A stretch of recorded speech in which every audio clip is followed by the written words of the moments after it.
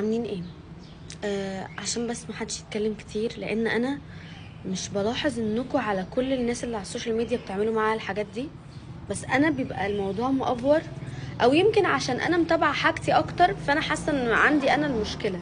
بس الفكره في حاجه عايزه افهمها لكم. كل بني ادم منكم او كل شخص اما بياخد قراره وبيرجع فيه فهو ما بيستناش ان حد يحاسبه غير رب العباد.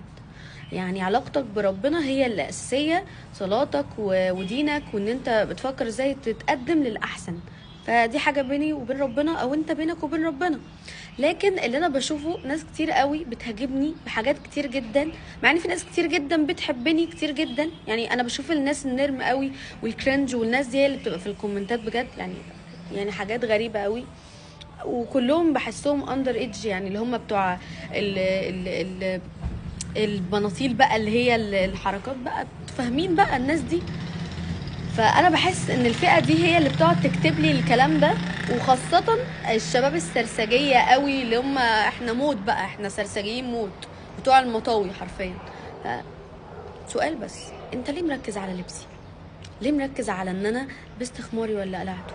طب ما انا كده كده محجبه، مفيش مشكله.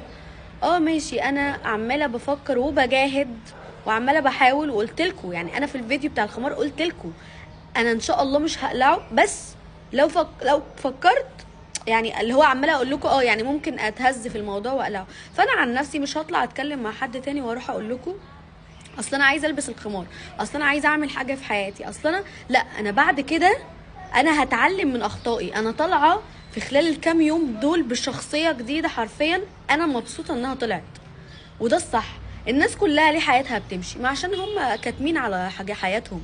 ما في واحده ممكن النهارده محجبه تنزل لك تاني يوم نص شعرها باين، مره تقلع لك الطرحه. انا كنت بشوف ناس محجبين في المدرسه عندي، يعني انا بتكلم ان انا عمري بعمل كده، بس كنت بشوف ناس محجبين عندي في المدرسه كانوا يبقوا محجبين ويقلعوا الطرحه في المدرسه وينطوا من على السور يقابلوا الشباب في الناحيه التانيه. فانتوا عايزين ايه بجد؟ يعني انتوا بتيجوا على اللي مبين لكم حياته وعمال يشارككم الراي، ويا جماعه اعمل كذا، يا جماعه دي غريزه فيا. انا بحب دايما اعمل محتوايا، بحب اغني، بحب اعمل حاجه حلوه كده، بحب اوريكم النهارده اشتريت ايه، النهارده جبت ميك اب ايه، النهارده هنعمل لوك كذا. ليه بتكرروا الواحد في حياته؟ وليه بتفضلوا تنتقدوا كل حاجه في حياه الانسان برغم ان انتوا بتبقوا عاملين زيها؟ بس انتوا عشان شايفين ان الضوء متسلط على الشخصيه دي. ليه بنأذي اللي حوالينا؟ مش ممكن تيجي تقولي كلمه تجرحني او تضايقني وتخليني طول اليوم افضل معيطه او متضايقه مثلا؟ بس انا كواحده ما بيفرق، انا بتكلم على حد ضعيف وانت قلت له كلمه وجعته، ايه لازمتها؟ عشان تلم لايكات؟ مش معقوله، مش معقوله بجد، مش معقوله. التفكير بتاعكم امتى هينضج؟ امتى هتحسوا ان انتوا رجاله؟ او امتى هتحسي ان انت بنت مش بصرم كده، مش بغل، مش بحقد؟ يعني انا نفسي افهم.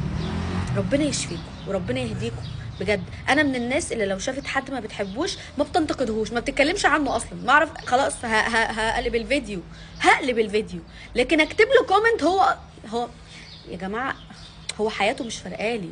انتوا فاهمين؟ انتوا كده بتبينوا لي ان انا مهمه بالنسبه لكم وحاطيني في دماغكم. انتوا فاهمين؟ بلس كمان حاجه، لبسي انا المسؤوله عنه. انا لبسي اللي انا بلبسه وصور اللي بتصورها حاليا واي حاجه هنزلها لكم دي حياتي قبل سنه كانت كده. وبعدين انا لو كنت وحشه ما كانش في حد دخل حياتي، الشخصيه عرفتني كده وانا كنت كده، فخلاص انا رجعت الاول وببدا من اول وجديد. بس فدي حاجه ترجع لي وحاجه تخصني وحاجه تريحني، وشكرا.